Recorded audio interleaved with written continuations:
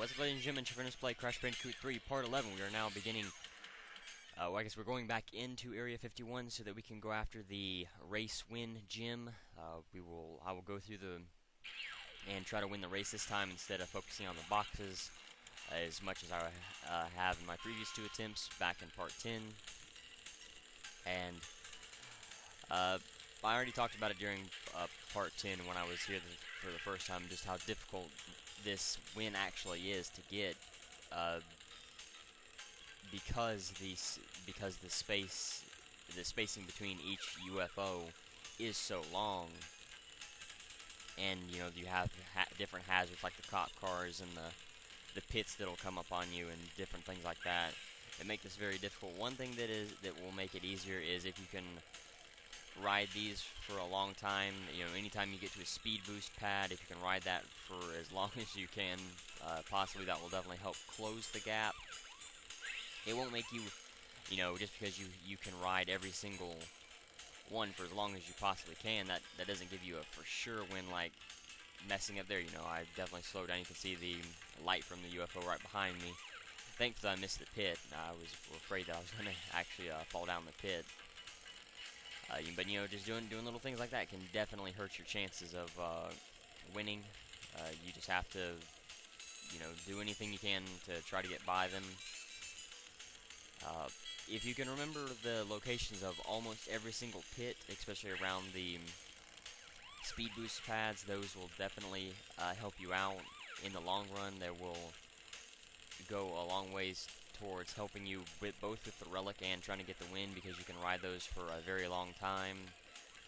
One thing that does go for you, if you've noticed that the UFOs kind of go wide in every corner, that they will go wide, and you can come in tighter through the corners, and you can get through the corners a lot faster than they can. That definitely helps. Not every single corner. You know, you notice some of these corners don't have any cones missing on them. Well, that means those are corners that the UFOs don't go wide on.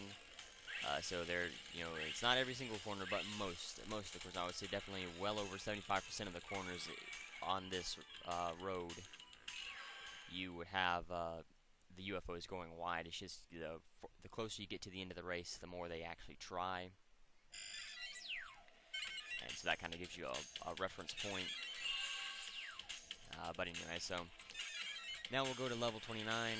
We'll go back through Future Frenzy, and I'll get to show the hidden area off, as well as, or I guess the second entrance, I guess you could call it. Not really a hidden area, and it kind of shows off a little bit more of the city. You know, especially at the start, you can see quite a bit of the city as you go around through here. Cortex Towers, sign, these different little things. You definitely get to see how big the city is. I believe in Gone Tomorrow you could see quite a lot of the city, but it just seems like you can see more of it through this entrance and this side section. You can see more buildings and different things like that. But anyway, now the biggest thing you have to worry about through here is the nitros. There's a whole bunch of nitros around here, as well as different traps that you will have to worry with, as well as long gaps that have these. And it's best to wait for them to turn green before trying to jump on them, because they can turn red in an instant, and they can definitely catch you off guard if you're not careful. This is just an easy way to get most of all the boxes and most of the fruit. But I guess at this point I really don't need to worry about the fruit, do I?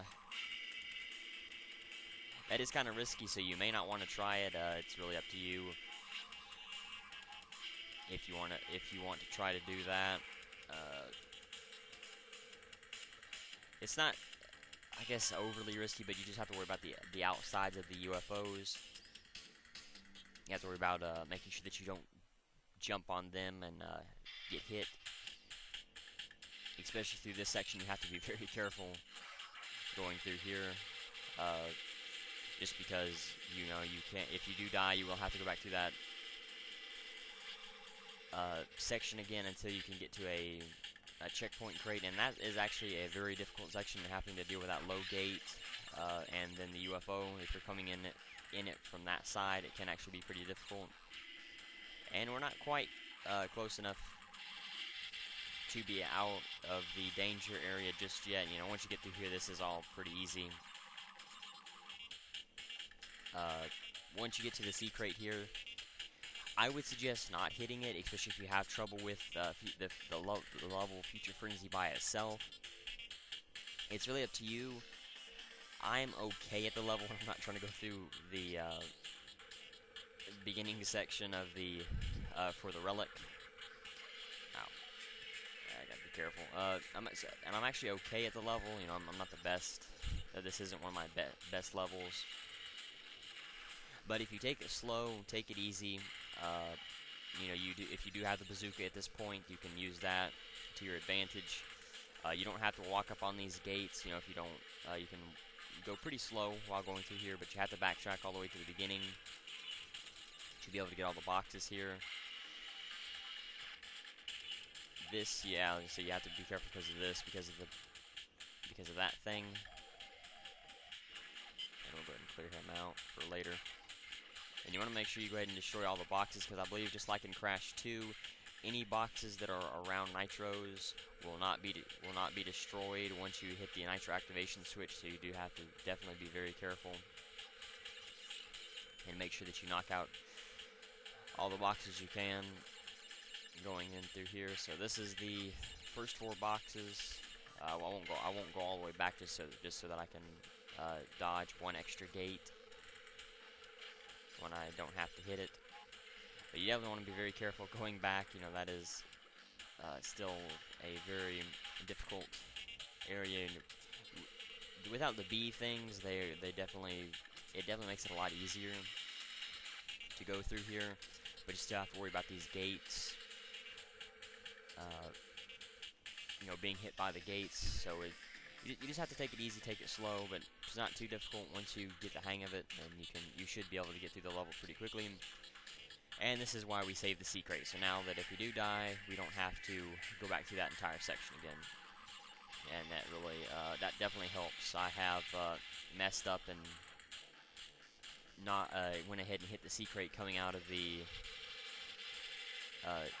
entrance, you know, the second entrance, and died several times, and I had to backtrack all the way through that the beginning section again, and it was not fun. So you definitely have to be careful of that.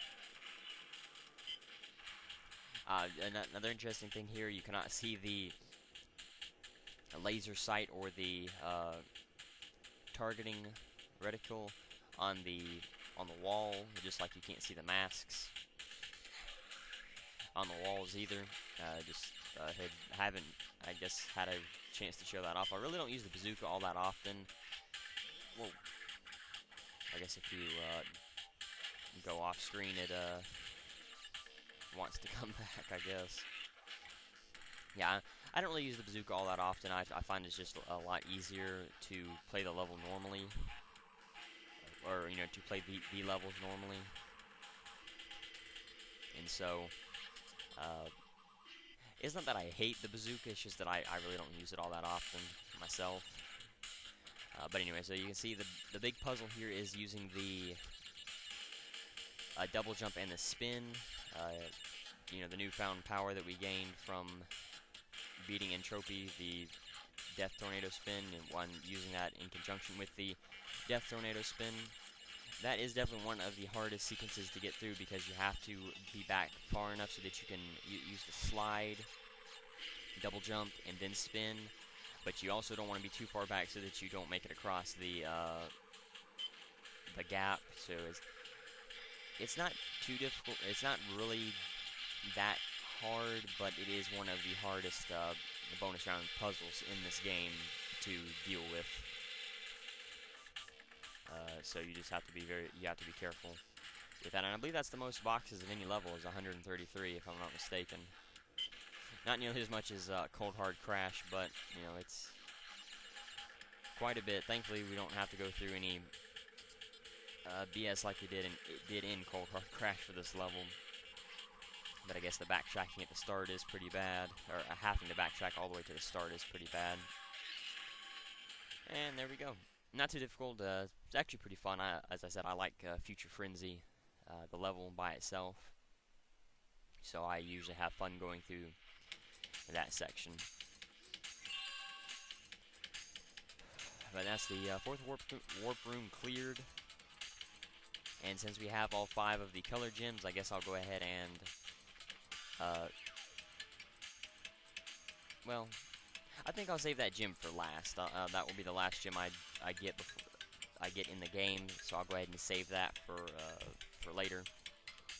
But for now, I'm going to go ahead and do level 30, which is interesting. This is another plane level, except it's also a race. You have to knock out. This is like the Area 51. You have to knock out the. You have to knock out the boxes as well as win the race. Now you can see here there are, if you look here on the screen, there's a mark that says so many rings out of 30. You have to go through every one of these rings in order. You can see the next ring that you have to go through is lit up with green. You have to follow all of those in order, or you won't be able to beat the race. You can kind of cheat and move ahead of the other planes, but that won't. Even if you get ahead, it's all based on how many rings you went through, so you have to be very careful about that. If you've noticed, if I do a barrel roll in the rings, I can have like purple sparkles come out of my plane, and it will give me a bigger speed boost. You want to be careful while going through here because there's a lot of nitros in these boxes, and they can be pretty bad. If you run into them, they will. It's a one-hit kill, so you want to be very careful. This isn't too difficult. It's actually kind of difficult to get a good relic and get the win, the boxes, and the relic all at the same time. If you try to do all of them together, the best you can really get is a sapphire, because you have to keep slowing down for the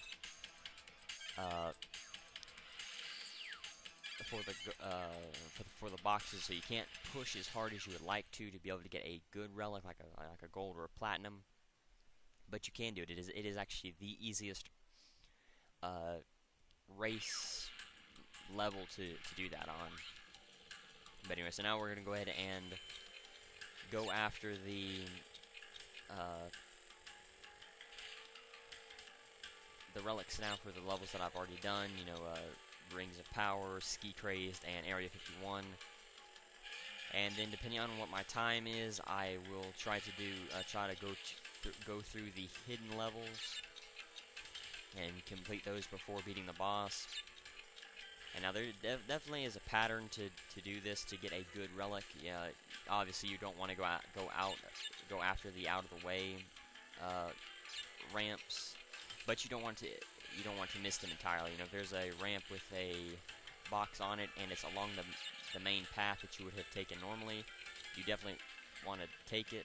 You want to be careful about the timing here as well. That will definitely help play a part in whether or not you will get a good relic. If most of these bombs will move in the right paths for you, that's good. There are 3 masks here.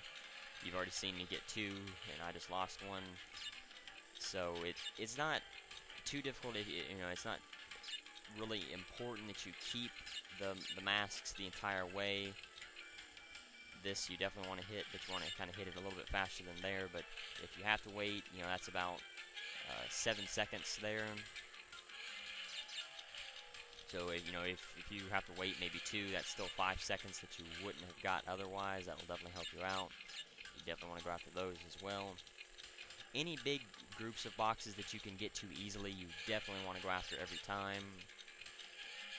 Thankfully, the waves don't really play a huge role in whether or not you get these boxes along a lot of these ramps, so it doesn't really matter. And that says where the 3rd mask is, kind of near the end. It's not too difficult to get. If you have to have 1 mask going through this section, it's not too bad. Definitely makes it a lot easier. You know, obviously that box you wouldn't want to go after.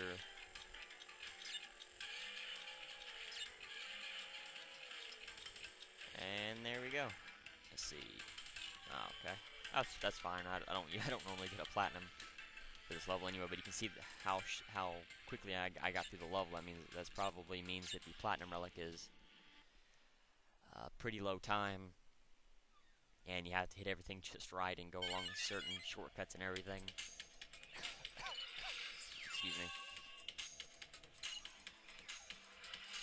But anyway, so now we'll go to Area 51. Excuse me a moment. Alright, sorry about that anyway.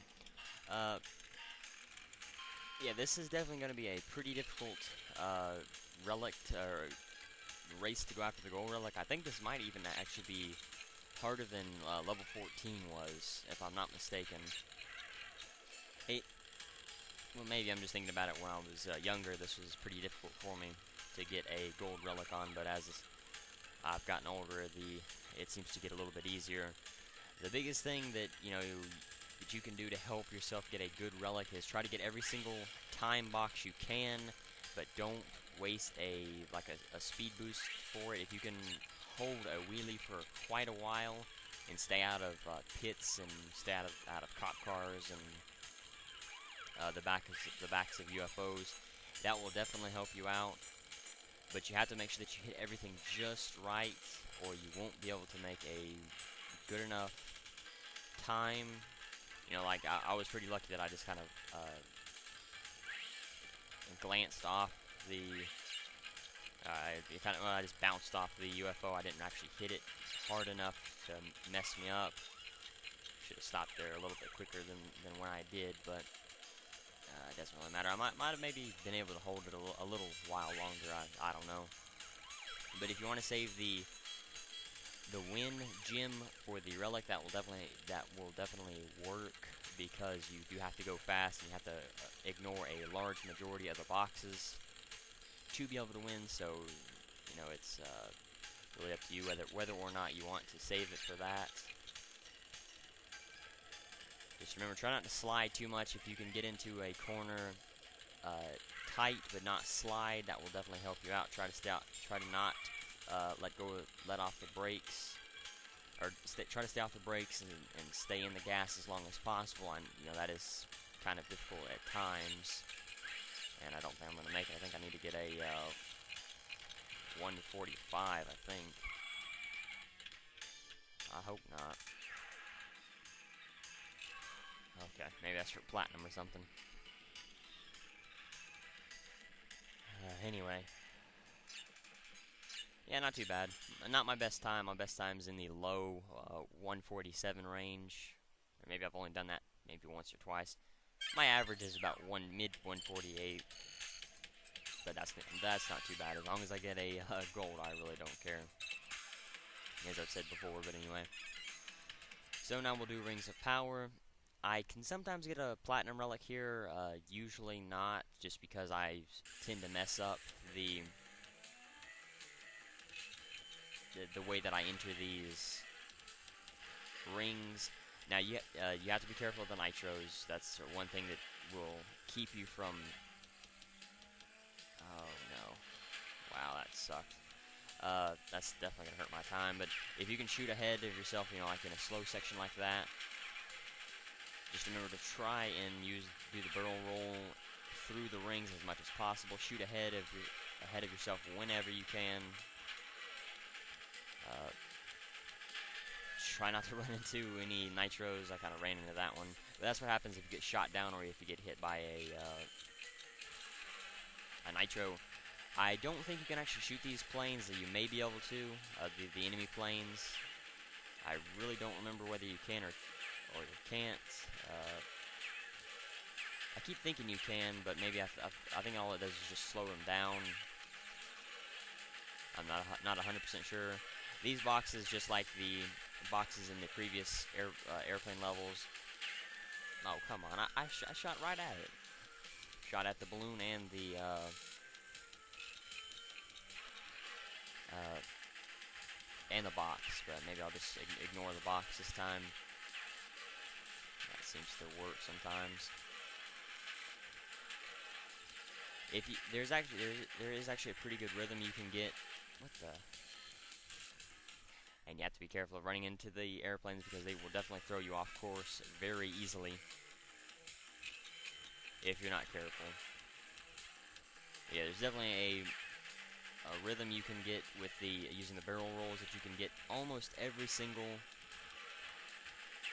ring you go through a barrel roll, and you can kind of be in this, kind of halfway through through a ring before you use a barrel roll, and of course as you go on, and the rings get more clusters, and you won't be able to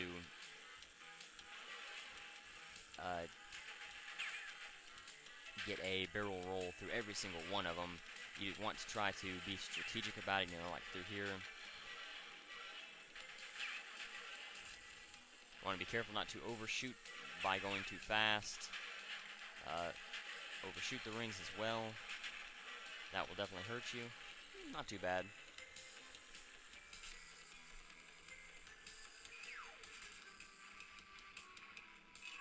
Gold. And that's not too bad at all. And you can kind of tell that you can go through almost every single ring using a barrel roll, especially, even the ones that kind of group up at the end there. You can still see that you can do that very easily. Alright, so that's all 30 relics, and I'm going to go after the hidden levels. These hidden levels are similar to the hidden platform, or the hidden sections for levels in Crash 2. You have to trigger an event in 2 different levels. They're both in Entropy's area, level 11. You have to go along the yellow gym path, and then get caught by a pterodactyl, a certain pterodactyl, to be able to activate the secret that will take you to it will just warp you to a level, and this level is supposed to be in the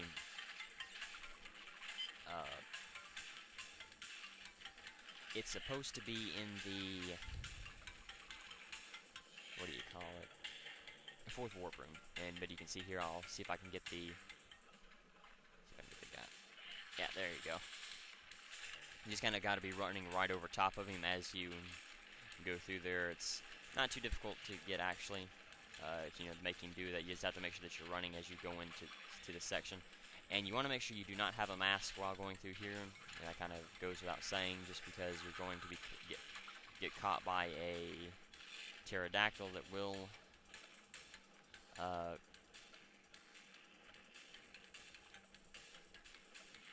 where you'll have to take damage on to be able to get to it.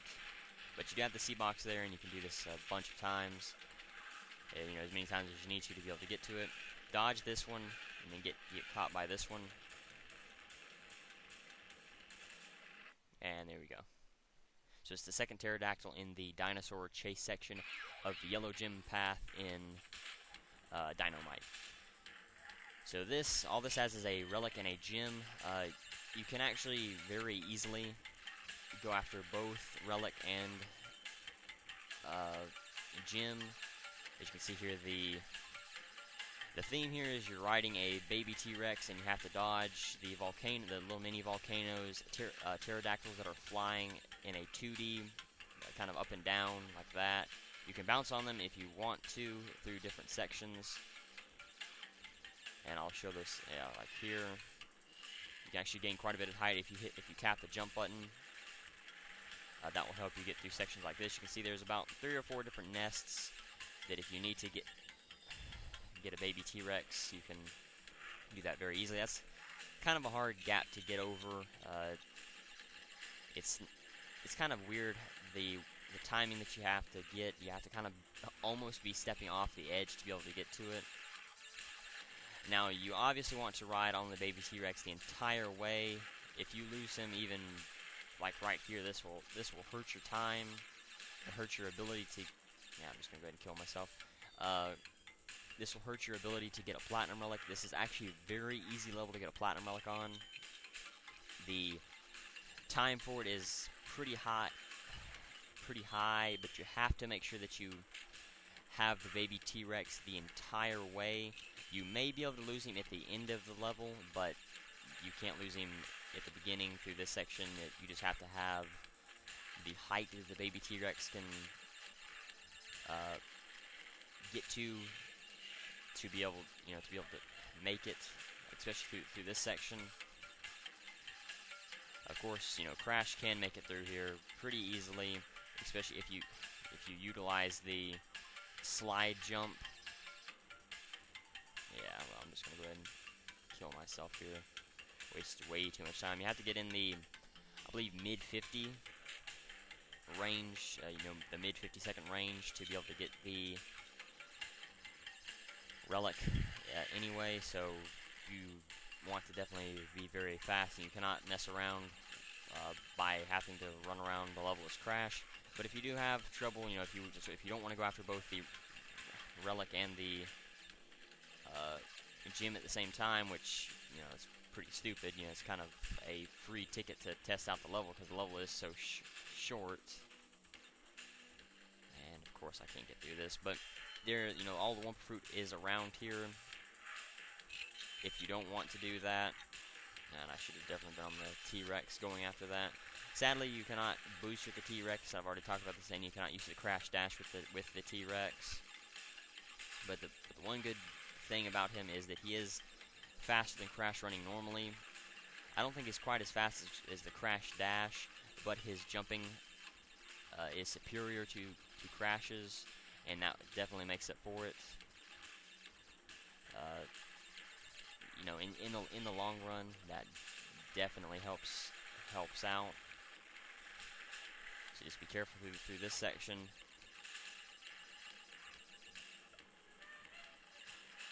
Now, if you lose it through here, that's okay. You just have to make sure you don't get burnt on that last one. That's really where you want the T-Rex the most, is for that last section of volcanoes. Excuse me a second.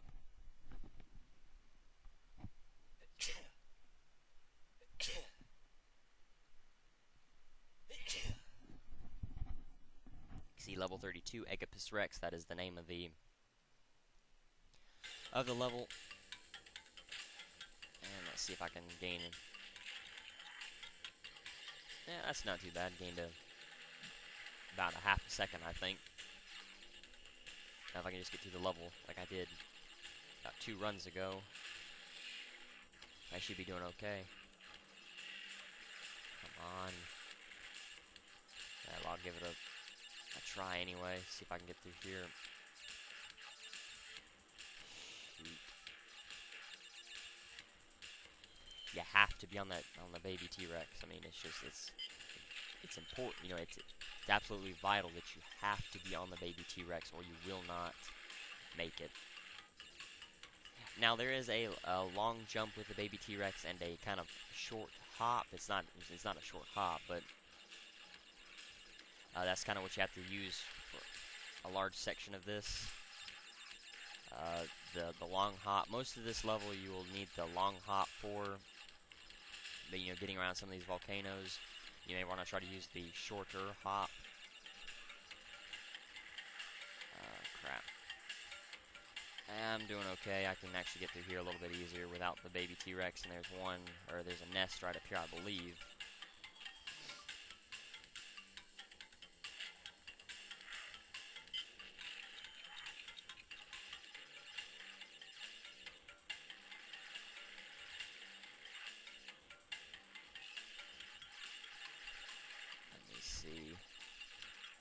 Again, it's that timing thing. Everything has to be just right for you, or you will not make it. There's just no way, unless every single thing falls right into place. You'll never easily get a platinum relic in any level. I mean, everything just has to be just perfect, or there's no way you will be able to make it.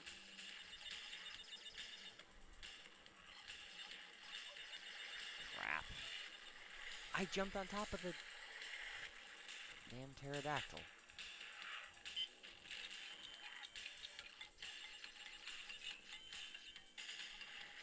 That everything has to be perfect thing again.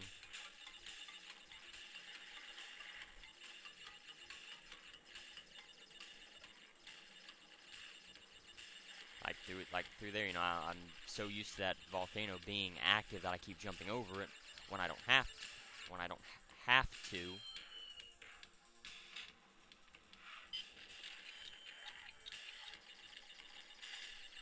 Then it's throwing my timing off.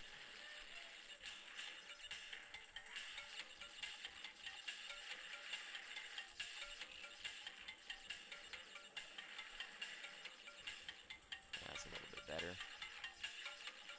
As long as you follow the kind of the path the Wumpa Fruit is giving you, you should be okay, like jumping distance and everything, and it kind of helps you time when you need to jump. This is going to lose quite a bit of time, but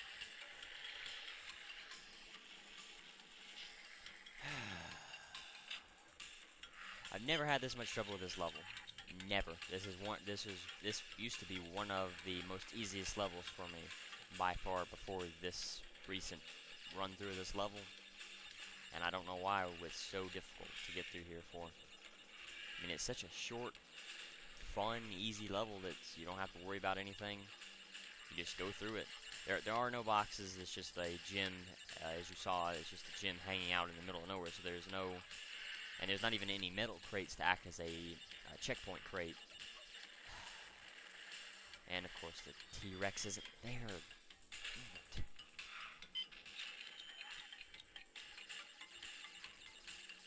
I mean, you know, there's really no point in going after the gym first and then coming back through here because I have to get, or well, I guess I could, but I'd have to go back through Dynamite again for no reason. You know, why not just go ahead and get them both while I'm here? Especially because it's such a well, it's not really complicated, but it's it is such a complicated route to get to. It's just, you know, it's worth just continuously doing this over and over to be able to get to it.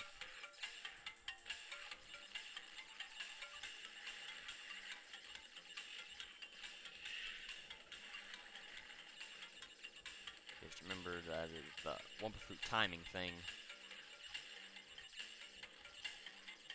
And if you have to take a second to reposition yourself, I mean, you know, you can go ahead and do that. That's something that I haven't been doing.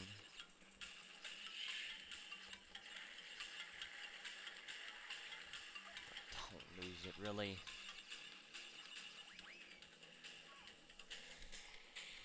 I spun into it. Oh, crap. Missed the timing on that one. I didn't think it actually hit.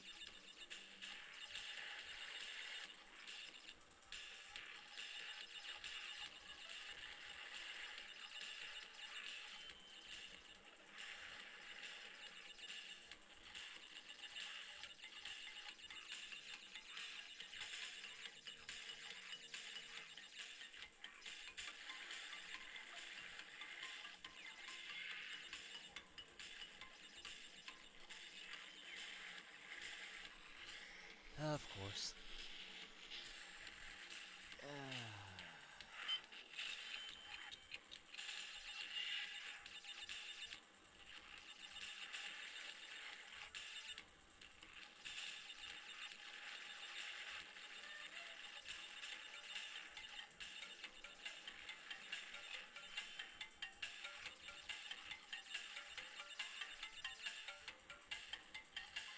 And the baby T-Rex definitely doesn't help going through this section, trying to go through here fast, just because his weird jumping style. Yeah, I mean, it's an okay jumping style, I guess, but it's not really practical for, you know, doing a quick turnaround and then jumping in. You have to kind of get you either have to be standing still, which doesn't help, or you have to get a running start and on those little platforms. That's definitely not an option a lot of the time. You have to be moving to be able to ensure that you'll make these jumps most of the time. uh, or you won't be able to get through there exactly perfect, and so that definitely hurts your ability to make it through here. There we go. Alright, that's great. Definitely happy with that result. And just glad to be out of this level.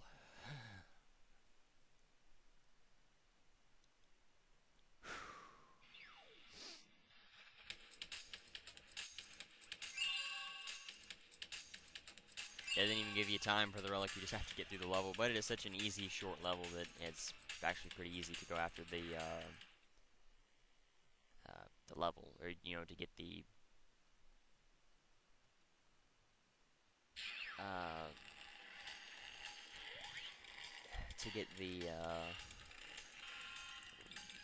relic, or to get a platinum relic. It's so easy. With all you have to do is just pretty much get around 47 seconds, which is very easy to do.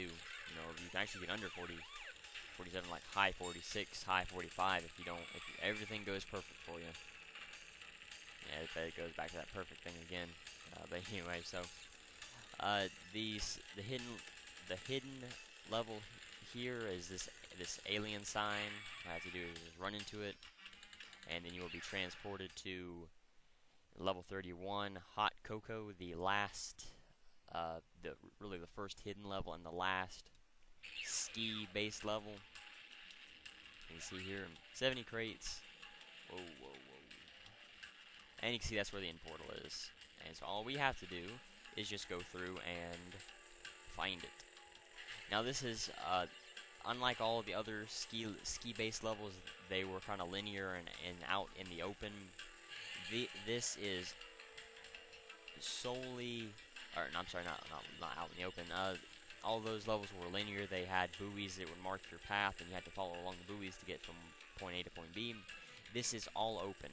This is like an open circle with the volcano being in the middle. Back there, I'll run up to it later on.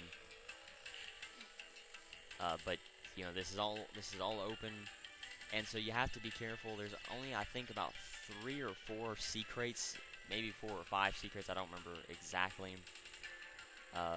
In this entire level, so you have to be careful. You have to be careful 2 ways. One, you have to remember the areas where you've hit your boxes at, because it is actually very easy to, going through the entire level and realizing, oh, hey, I'm missing 1 or 2 boxes. Well, where could they be? Well, usually they're out in the middle of the ocean,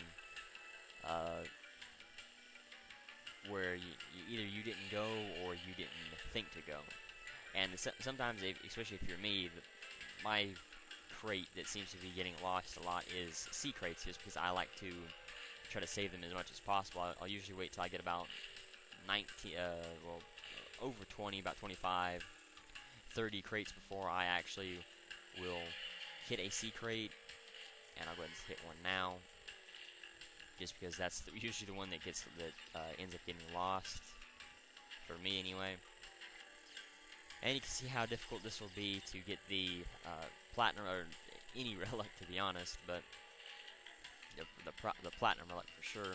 This is the nitro activation switch, and that will definitely help with the nitro, with the boxes, because that's the large majority of the boxes in this level are nitros. You saw, I think I had like 22, then I jumped it up to 45. So that kind of makes it a little bit easier to deal with, box-wise and all that. But just you want to go on all it's really up to you, player preference thing again, what kind of pattern you want to go in. I just kind of, if I see a location that has boxes, I'm gonna go to it. That's really my philosophy for going around through here. You want to be careful. Any of those bombs, the back row of bombs usually has a tendency to hit you. That one, all you have to do is just hit the front, push the stick forward to dive underwater to get that box. Uh, and that's usually how I get through these levels. Is I'll just go around and see a location that looks familiar to me, and I'll say, oh, okay, well, there's a box or a set of boxes that I need to go after. Well, I'll go ahead and go after them. Well, that's what I usually do. And I know I'm missing some boxes back there, but I want to go ahead and try to clear out this area first. Really should hit one of these sea crates around here, but I want to go ahead and try to. Oh yeah, that one's definitely a pain in the rear to get, so I'll go ahead and hit that sea crate. 7 more boxes. I know where a large portion of them are. To break yourself in the air, all you have to do is just pull back on the stick, so that's not quite as difficult as I thought it would have been.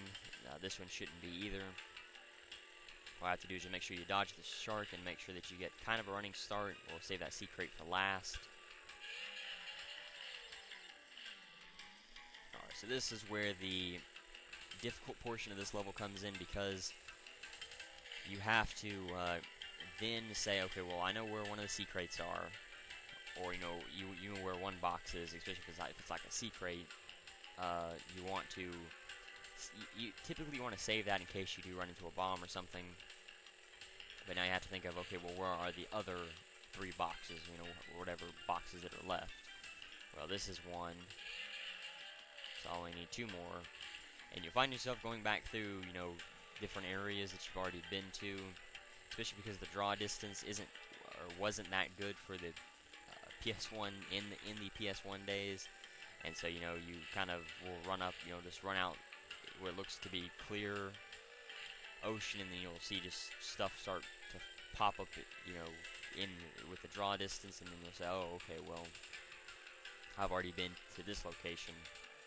And you'll actually be going, you can't actually go in circles for quite a while. But the pattern thing that you can use is to either start on the inside and then work your way outside, or start on the outside, work your way inside. That's one of the best patterns that you can do to help yourself find the boxes. So now all I need is 1 more box before I know where the sea crate is. And if you do save a sea crate, you want to try and save it, make it be a location where you can easily find it, like that one that I'm saving. Easy location. It's kind of near the end portal, which makes it even easier. And with my luck, it's probably this crate that I'm missing will probably be out in the interior, kind of the in-between place between the outside and the inside sections, I'm sure. Yeah, because I haven't quite looped around to where I was before I started doing this ring, but I'm kind of near that section, so all we have is 1 more crate.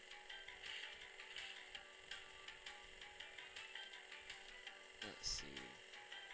Okay, I think I was already here before, so now I'll start with the interior section around these ramps. Of course, another sea crate. That one that I had forgotten about, that I'd purposely left there because, okay, well, that will be one of the sea crates that I save for the end. But that's how it'll be. Usually, sea crates for me anyway is the ones that I will end up leaving the most. But you definitely want to be careful. Make sure you get the gem before leaving the level. And if you noticed, the end portal will actually follow you around the metal grating in the middle of the arena. Where the platform appears to take you to the 6th warp room. That will kind of follow you around like an eye. And once I go back into Hot Cocoa for the Relic, I'll show that off. It looks pretty weird, to be honest. Yeah, it definitely looks very weird. But anyway. So we'll just go back through. Now the difficult thing with the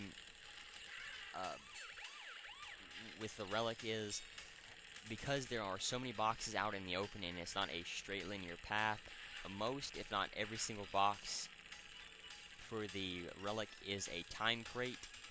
So you want to kind of, first off, you want to remember the path that that will take you to where the nitro exclamation crate is, and you want to try to not hit a whole bunch of time boxes on your way there.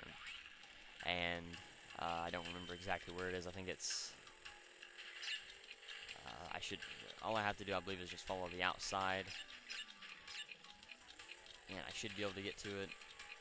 And now you can see here I am kind of getting a little too many. Wow, I'm getting too many crates, really. And I shouldn't be getting this many. I should just be finding out where that. Okay, so not every single crate is, but for the large majority of them are. And there's definitely a path you can follow that will take you right to it. Yeah, there we go. Might have been smarter to loop around the left side of the island instead, but I'm kind of already tied to this path, and now I'm just running out in open water, and you definitely do not want to do that. Just run out in open water, because you will definitely end up wasting far too much time, and you can actually get lost pretty easily on your way. Not too difficult to get a platinum relic on either way, but there's definitely a smarter way to do that. But at least it gets me a platinum. Both of the hidden levels for me are very easy to platinum. I've gotten that under 25 seconds before, but I don't even remember how I did that. It definitely wasn't like that, but anyway, so let me see how many relics that is. That's all the gems. Oh, you still need one more gem. Excuse me. Okay. Yep, and this is a gem that you get for. This is this secret special thing that you get for getting all of the relics, either all gold or a mixture. Either all gold, all platinum, or a mixture of both. And that's the reward. You get an extra gem and a little fireworks show. So now I'll go ahead and go after this final gem. I'll beat the boss, and then I'll go ahead and end the video. I'll do the trivia and everything that I normally do, but then I'll go ahead and end the video after that. Excuse me. Anyway, so this won't be nearly as difficult as level 25 was for Crash 2. That hidden section, getting up to it is a little bit more difficult, just because this is a 2D level, and this is a 3D level, and that was a 2D level. So you'll definitely have more challenges, especially with this being an Egyptian-based level. You'll have doors that can crush you. I guess you had pillars that would crush you in that one. You definitely want to go through here. You may even want to hit the sea crate, but you definitely want to go through here with at least 2 masks. And sadly, the masks on your face don't help light up the area, and the moon seems to have disappeared. But anyway, all of these rooms are color-coded with their own varying degrees of difficulty. The blue room utilizes the darts or the knives or whatever, and low ceilings that you have to slide, jump. You have to slide jump. You cannot double jump, or you'll crack your head on the ceiling and you won't be able to get through. The green room utilizes the spikes and nitros, and I believe that's the only gem color. Well, I think the red one as well. You can actually jump off of it too early, and this is why we hit the sea crate, because sometimes that does happen. Don't know why, just sometimes it does.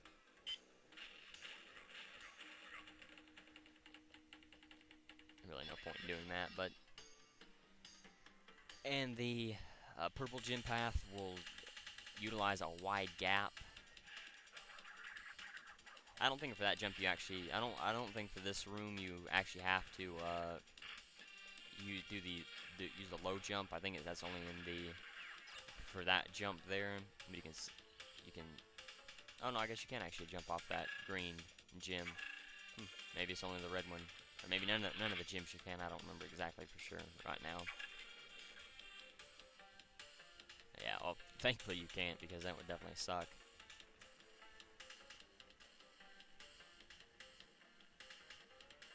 But anyway, so you definitely want to be very careful while moving around here. This utilizes moving platforms and then sections of the floor where you can actually fall. If you pull out your bazooka and you shoot the coffin, it will immediately explode, and you won't have to worry about the mummy that's inside of it. The yellow room utilizes the holes and the mummies with the spikes on the outsides of the coffins that jump around. Not too difficult. There's only about 3 or 4 mummies there.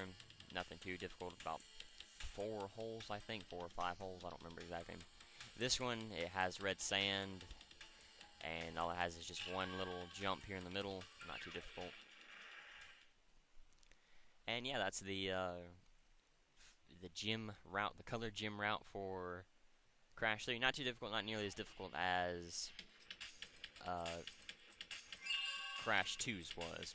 But anyway, so now you can see all the buttons have disappeared for here, and only Cortex's button is there. You can see all of the buttons will have disappeared no matter which warp room you're in. So if that wasn't your last gym, say you had to go after another relic, like in the 6th warp room, that would have been your final, you know, all the buttons would have disappeared, and you had to go here to fight Cortex once again. The Bandicoot has brought all of the crystals and all of the gems to me. Ultimate power is mine. The world as we know it is about to end. This fight will be no different as it was the first time. So if you had an easy time going through this boss fight, you don't have to worry about the difficulty being any different. You know, just dodge the mask's beams, Cortex's plasma shots, and the mines that he will throw. You can't actually make Cortex bounce off the mines as you go along, so you definitely want to be very careful, because they usually don't end up going in your favor if you do that. But anyway, yeah, sadly there is no difference, as I said, at all. Nothing. Nothing is different about this boss fight than the first time we fought, outside of just what Uka Uka says at the beginning and what happens at the end of the boss fight. That's about the only difference. I missed my. I didn't think he actually fell down the hole. I had to get. It usually gets caught on the lip of it, and you have to go over there and spin him once again.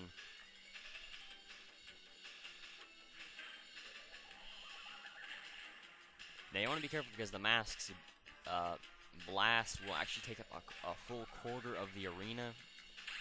The blast radius is actually pretty large, and if you can make the masks knock out even 1 or 2 of the mines, that will definitely help you out. Oh crap! Really? No. And that's why you have to be careful, because sometimes he won't become, you know, sometimes he won't get crushed. Or not crushed, sometimes he won't fly down the hole. It's very timing based, so you have to be very careful. Of course, not a one of them. There we go. You want to be careful using the Death Tornado spin, because that will, you really have to just spin him once to make sure that it's accurate. And then you can run around here, you know, look at things if you want to, and then it ends.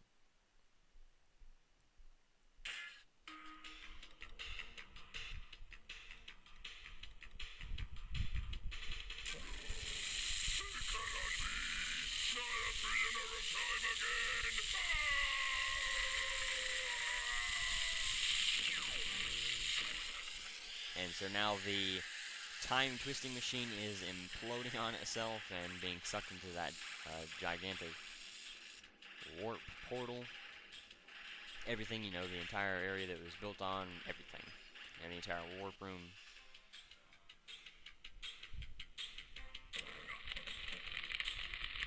The time twister machine could not hold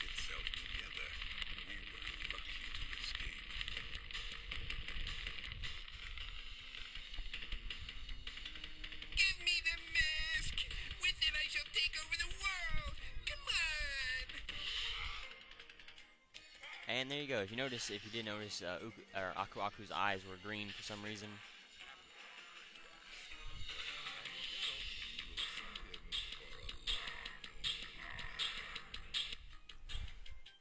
I apologize for that.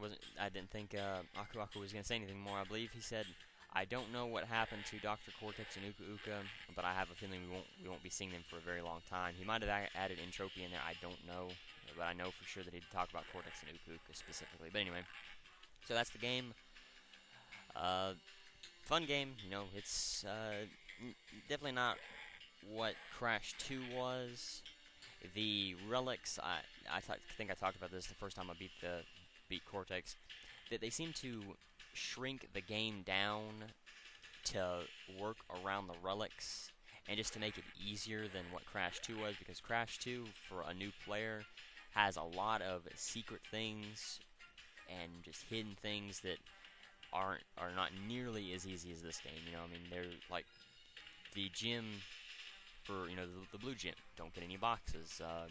Level 20's gym, having to backtrack, or, you know, having to think that you may have to backtrack after getting the hitting nitro exclamation point so that you can climb up those boxes.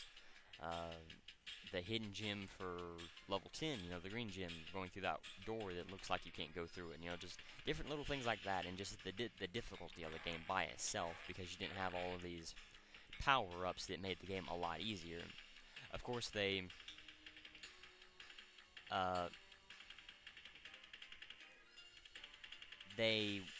worked those powers into the game so that it wasn't game-breaking as you went on in the game. You know, the Death Tornado spin actually helped you out because they worked in sections where you had to use the glide spin to be able to get across some gaps. You know, if you go earlier on in the levels, it definitely does help and kind of breaks the game or whatever, but it's it's not a bad game, I'll definitely say that. And these are all the following times recorded during the production by Naughty Dog and Sony staff. These are all of their best times for the levels, and the NDI is Naughty Dog Incorporated, and the SCEA is Sony Computer Entertainment of America, so that kind of tells you who these guys are from. But you know, it's safe to say all these guys got the Platinum Relics for sure. And it kind of gives you something to go after. You know, you can go through and look at, you know, try to beat all these times. There's no way you can easily beat these times without going through a lot of crap and BS to get to. But you know, like I said, it's not a bad game. I like that they added some new things in there. You know, not the jungles and everything like that. I do miss, you know, playing through this game. I do miss the jungle scenery and the snow levels that they added, the sewer levels from Crash 2. While it is a nice change, and I do like the levels that they added here, the future, the Arabian levels, the Egyptian levels, the medieval levels, you know, those were nice. I just, I don't know, you know, it's kind of hard to explain, really. I mean, it's, like I said, it's not a bad game. It's definitely one of my top 10 best Crash games. But it's not very high on the list. I would definitely say it was around...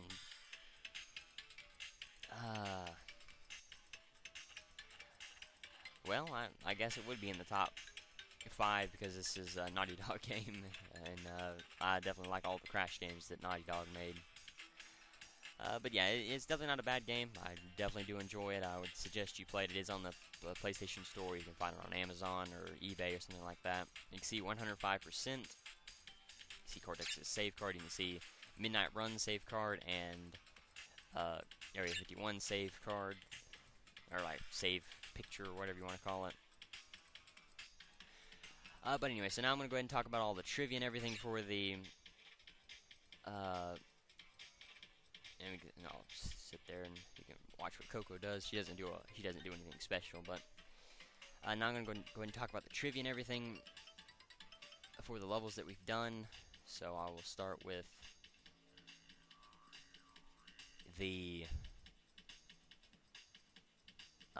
times for Ski Crazed. Sapphire 116, gold 50.5, platinum 33.30.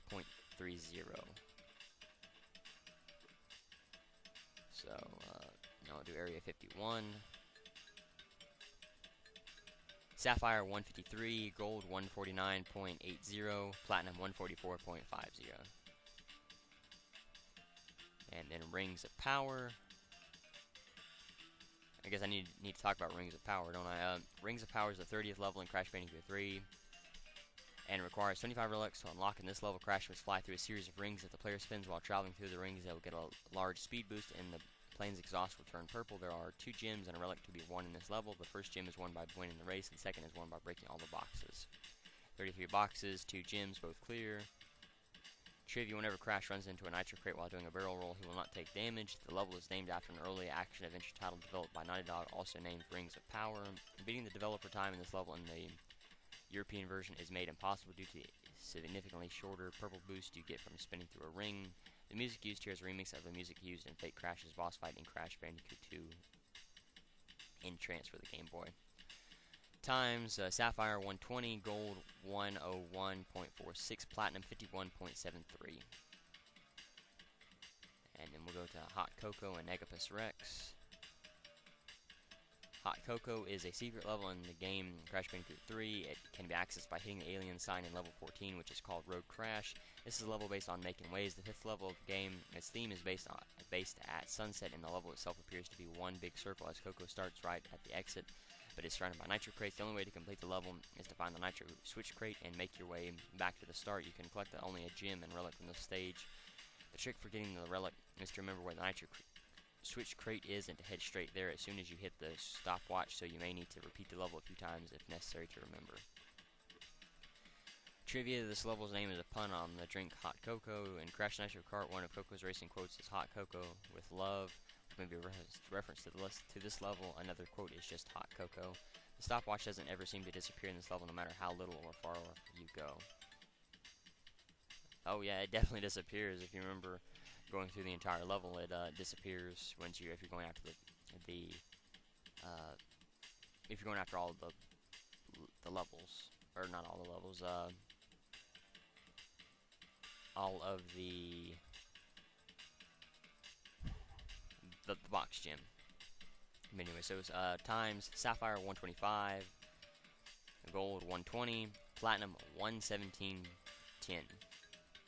So the gold is actually 120.73, platinum 117.10. So you can mess around for quite a while to be able to get to it. Now we'll go to Egapus Rex. Egapus Rex is a secret level from Crash Bandicoot 3. The player rides Baby T through the whole level, which is set in a prehistoric swamp. This level is best known for having no boxes and only fruit. It is also rather easy, although not too easy to pass. Another best known fact that it is that it contains no relic time in the North American version, but still allows you to get it anyway by passing it whenever time you want. However, if you have the European version of the game, you'll have to pass a time of 44.83 to get the platinum. How to access it: can be accessed from the yellow gym path in Dynamite. The 11th level during the Triceratops chase. Let the second pterodactyl carry Crash away. The screen will fade and Crash will drop into Egapus Rex. The level is a pun on Oedipus Rex. Only Wumpa Fruit are present in this level. There are no crates at all. In time trial mode, Wumpa Fruit do not disappear. Times 134 exactly for Sapphire, gold 125.76, and platinum 103 exactly. And so yeah, that's all the trivia and everything for all the levels I've done. I guess I need to talk about level 19's secret area, Future Frenzy secret area. If there's anything that said if they talk about it.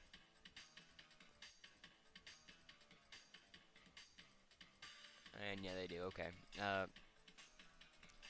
In the secret portal chamber, there is a special entrance to this level. This entrance requires 20 relics to get the gem for all the boxes. You must go to the 6th warp room and go through the secret part of this level. This will also obtain the second gem.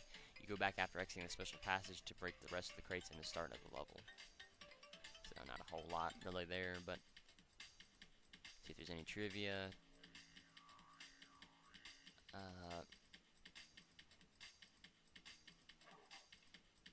Nope. Alright. Anyway, so, thanks for watching the, oh, did I even talk about this level by itself? Yeah, I think I did. With the trivia and everything, so, anyway, thank you for watching. Won't be a challenge video because I wanted to make this an informational video because of the relics.